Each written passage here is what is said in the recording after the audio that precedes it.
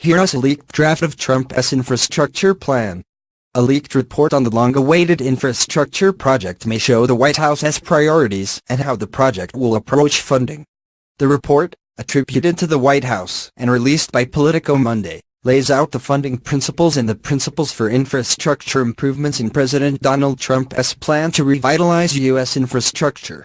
A central promise of Trump's presidential campaign, the infrastructure package, which Trump has said would be as much as $1 trillion in total value, took a backseat in 2017 to Obamacare repeal, then to the Tax Cuts and Jobs Act, which was signed into law in December. Infrastructure is a priority for Trump in 2018, though the immediate fight will be centered on federal spending and immigration. The leaked plan suggests putting 50% of any funds into incentives for public-private partnerships on infrastructure projects.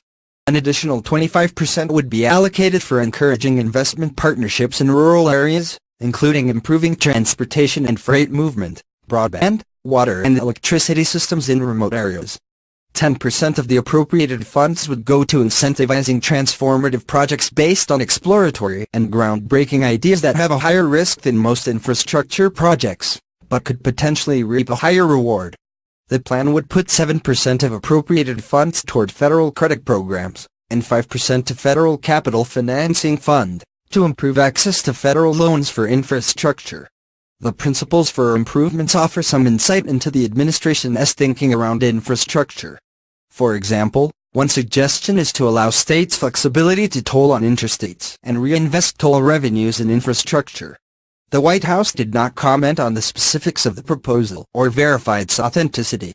We are not going to comment on the contents of a leaked document, but look forward to presenting our plan in the near future, White House spokeswoman Lindsay Walters told Politico. One obstacle for the infrastructure improvement, which both parties agree is an important issue, is the timeline for approving projects. The federal and state approval process often takes years. Even if the United States invested $1 trillion in infrastructure today, it is highly unlikely we would see a comparable economic benefit in the near term, as most of the largest end projects require 5 years or more to review. Philip Rossetti, a policy expert at American Action Forum, wrote in an October report. The leaked proposal don't suggest substantial changes to the approval process, but does suggest dispensing federal approval for projects with minimal federal involvement.